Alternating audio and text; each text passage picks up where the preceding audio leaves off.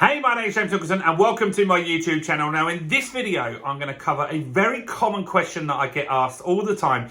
What should you be investing in? Should you be investing in houses or flats? Now that question will get answered. I'm going to give you the pros and cons of both of those property types, and then you can make an informed decision on what you want to invest in. Now, this channel is all about my investment journey. Now, we're on a journey together to 5,000 subscribers, and I'd ask you to help me get there that little bit faster by taking that finger up high, smashing that subscribe button and hitting the bell notification. We've got new content every day, so you don't want to miss out on that.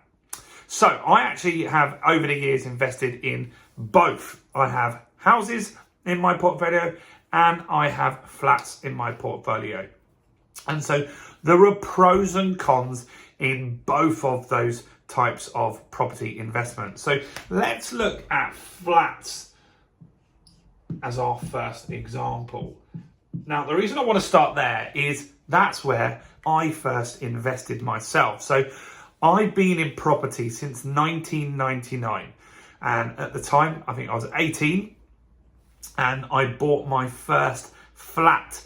It was a studio apartment in Dorking in Surrey, and I lived there for quite a while before I moved on and got other investments. And so that flat really set me up financially because I got some great equity in that property over time. In fact, when I was buying that flat, I was working in Burger King. And so with a Burger King salary, I was able to buy a property. Now, I bought that property for £45,000, and now that property today is worth £250,000, which is pretty good. Now, what are the pros and cons of flats? Well, the pros are it's way cheaper to get into, isn't it? So at that time, I bought a flat for 45 grand, and a house back then was between 80 to 90,000 pounds. So nearly double what you would expect to pay for a flat. So that's a good way to get into the market that little bit cheaper. Also a pro is they rent out fast. So flats, because some people are renting because they don't have a lot of money, they're obviously cheaper to rent. And so when you use an agent or whatever you do, you put it out on the market, it will go out the door very, very fast. In all markets, I've always rented my flats out in days, very, very quickly. Even through 2008, 2009, 2010, they always rented out super, super fast. So flats rent out very, very fast. So that's a pro. Now, one thing that isn't so great is leaseholds, right? So there are two types of flat. I've got multiple types of flats in my portfolio. So the first flat I bought, the one for £45,000, that is a leasehold flat, right? And so that lease goes down. And so what normally happens is when you buy the property, it will have 100 years left on it. And so over time, that's going down. Now, the problem is, once it gets below 70 years, you start getting issues with being able to get mortgages.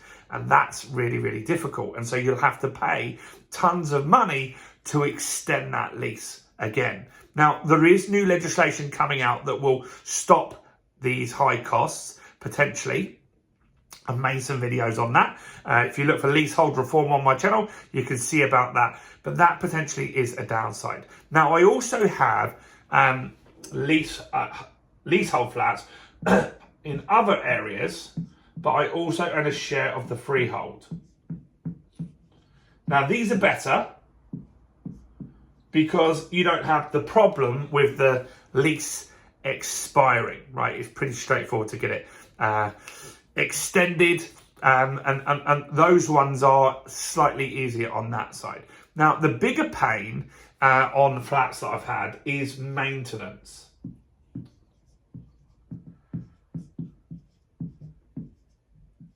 Right, so So maintenance is not like something that I look forward to with flats, because when the majority vote, or there might be a management company, for example, they want to change the roof. They might just have an option of fixing the roof or re-roofing the whole place.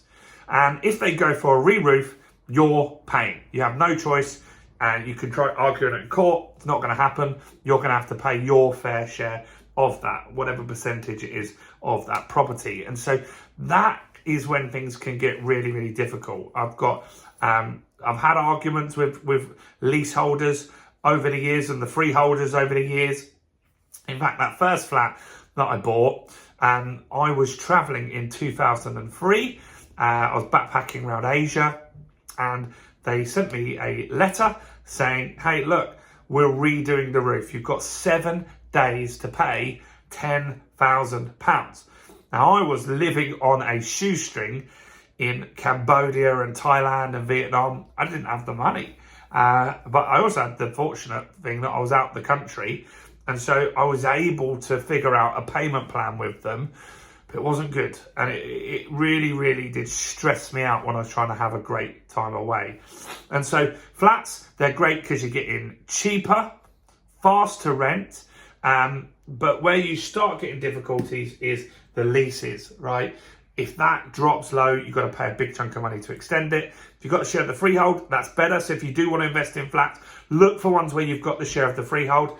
But the maintenance is a difficult one, because if they want to do expensive maintenance, and if you've got a management company, they do, then you have to suddenly pony up a load of money. So next, let's look at houses, right? So houses are obviously way more expensive,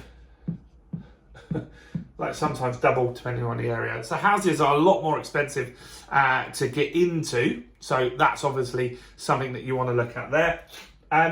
Now, they're slower to rent. But dependent on your bigger ones as well. Like if you go for a really big house, like the high end of the market, it can be really slow, months and months and months. I go for houses that rent for £1,000 to 1,500 quid. They go pretty quick, but not as fast as flats, right? That's something to consider. Now, you don't have leases, which is good. So most houses, I know someone in the comments is going to say you can get leasehold houses, but most houses are freehold. And that's what you want to invest in. As an investor, you don't want to be going into leasehold houses. And so freehold means that you own the land underneath it. So it's yours. And so that's very, very important here. Now, that means that maintenance, you choose who does the maintenance. You choose when the maintenance is done. You can save for that stuff. That is a lot better. So as an example, if any of my flats that I've got need maintenance, I've never seen a bill ever come in less than £1,000. Not once. Never, ever, ever. And on my houses that I've got, I had a leaking roof the other day on one of my houses. Tile got blown in a storm. It was fixed for £120, right? So I generally find the maintenance on a house significantly cheaper because I can shop around and I can get a good contractor. With a flat, there's normally multiple people involved in the conversation, or maintenance companies. They're all looking to make their little bit on top, and it gets really, really expensive. So what would I invest in? Well, look, this 2022, I've invested in both. For Georgia, I bought her a flat and I bought her a house. So we bought a flat in Dorking in Surrey.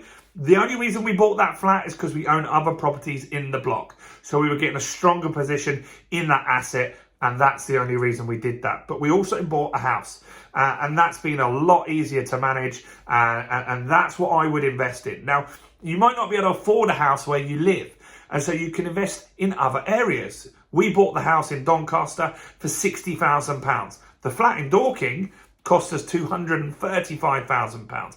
It's significantly more expensive because of the area that we invested in.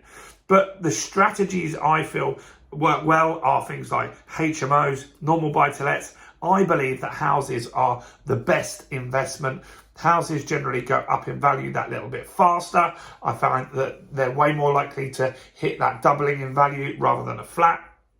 And I've had way less disputes and arguments, because you're going to have times where you don't want some work done, someone else does. You can't control that if you own a flat. So my advice would be, do get into property investing. Look for houses if you can, but don't just like put totally flats off to the back burner. They can work, but go in knowing all of these things. Know about leases, know about maintenance and stuff like that. It's important to know that stuff.